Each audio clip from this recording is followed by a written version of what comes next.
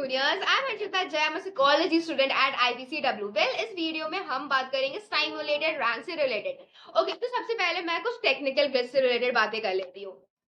कल मेरे पास बहुत सारे डाउट्स आ रहे थे मेरे स्टूडेंट्स के, जो बोल रहे थे कि उन्हें जीरो प्रेफरेंसेस शो हो रहा है, उन्हें इनएलिजिबल बताया जा रहा है, उन्हें जीरो रैंक शो किया जा रहा है.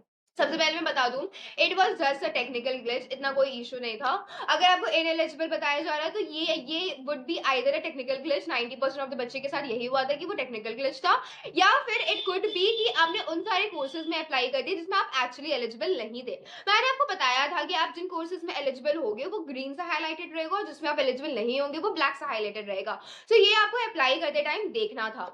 Other than that, practical courses like music, ये सारे के रैंक इंडियन क्लासिकल म्यूजिक, ये सारे के रैंक अनाउंस नहीं किए गए हैं. तो अगर वहां पे आपको जीरो दिखाई दे रहा है तो it's not a big deal.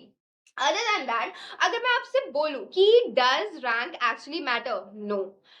Rank ना, ये दिल्ली यूनिवर्सिटी की अगर आप डीन से भी बात करो तो ये खुद बोलती है कि ये बस एडमिशन का एक प्रोसेस है, मतलब बस एक पार्ट है जिसमें बस इसलिए दिखाया जाता है कि बच्चों को पता चल जाए कि वो ऑल ओवर इंडिया कहाँ लाई करते हैं. मैं आपको ना दो मेन रीजन बता रही हूँ कि क्यों simulated rank is not important. पहला रीजन ये कैटेगरी वाइज नहीं है, इसमें सारे के सारे बच्चे इंक्लूडेड है. मतलब एक जनरल कैटेगरी के बच्चा, ST SC, EWS, sports quota, सबके.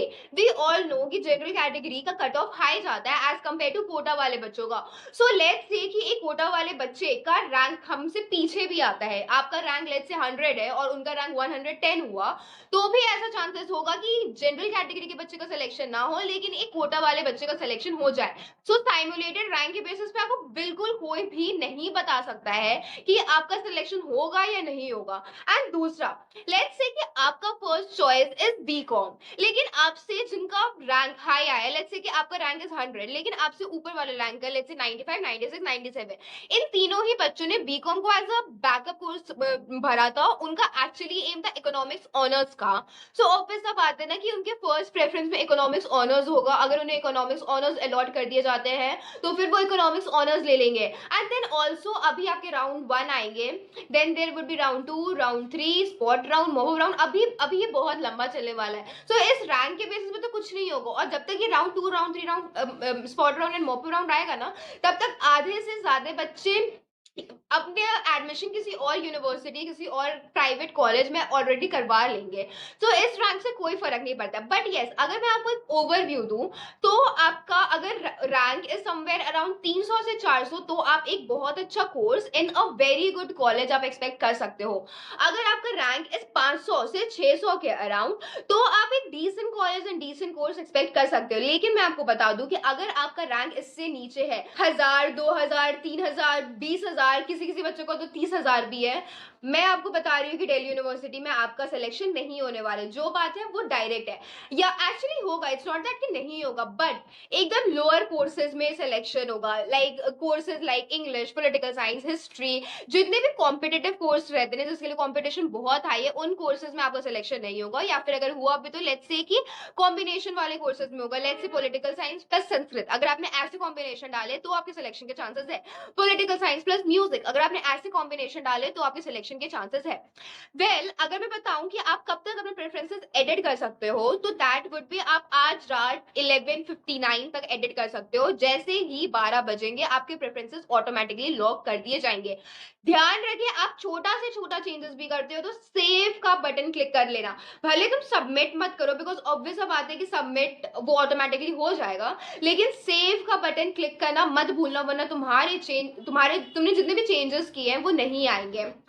Okay, so now if you ask me कि just because of this simulated rank क्या तुम्हें अपने प्रेफरेंसेस में चेंजेस करने चाहिए, आई वुड से कि नो, तुम्हें नहीं करने की जरूरत है. लेकिन अगर तुम्हें सच में ऐसा लग रहा है कि नहीं, मेरा रैंक तो 20,000 है, 30,000 है, बहुत ही पीछे है, दिल्ली यूनिवर्सिटी में चांसेस ही नहीं लग रहा है, ठीक है, तुम कुछ कुछ कॉलेजेस ऐड कर सकते हो. कोर्सेज तुम तभी ऐड करना जब तुम्हें उस कोर्स में इंटरेस्ट हो.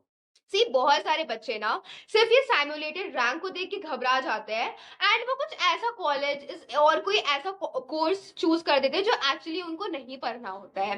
मैं आपको ना दिल्ली यूनिवर्सिटी का एक सिंपल सा सिचुएशन बताती हूँ.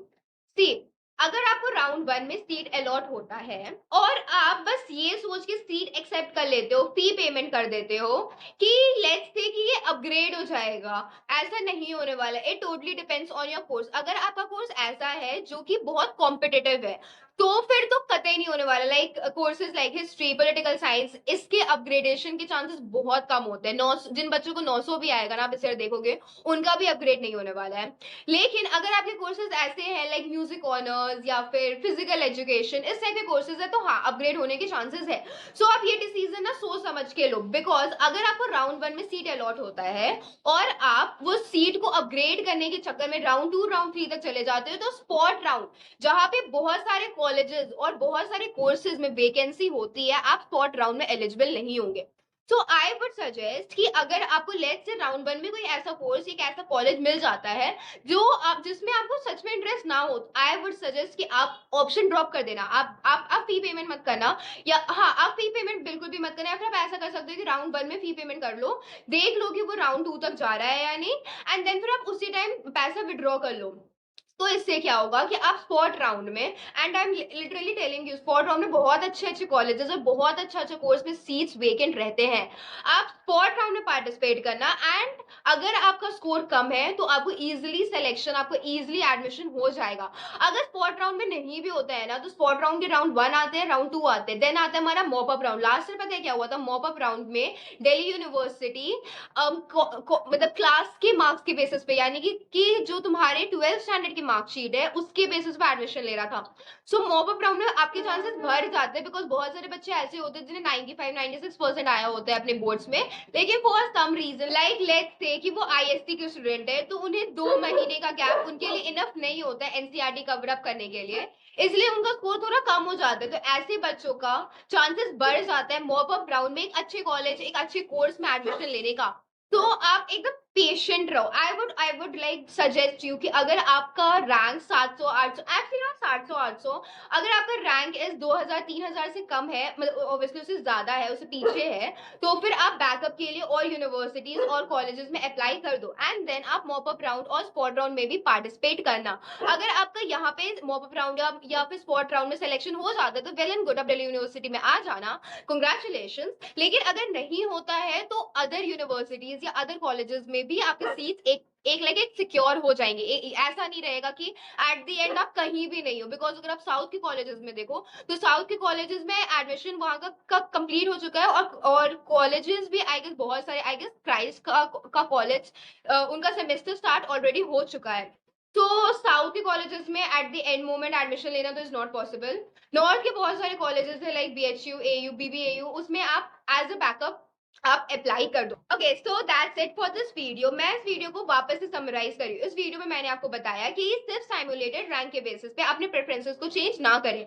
अगर आपको ऐसा लग रहा है कि आपका सीयूईटी स्कोर कम है और आपको और कॉलेजेस और कोर्सेज को ऐड करना है, तो आप ये कर सकते हो। अदरवाइज सिर्फ सिमुलेटेड रैंक को देख के आप मिसगाइड ना हो। आप बिल्कुल भी ये ना करें कि इस कोर्स में मेरा रैंक कम है तो इस कोर्स को मैं ऊपर कर देता हूँ, और जिन कोर्सेज में मेरा रैंक ज्यादा है उन कोर्सेज को मैं नीचे कर देता हूँ।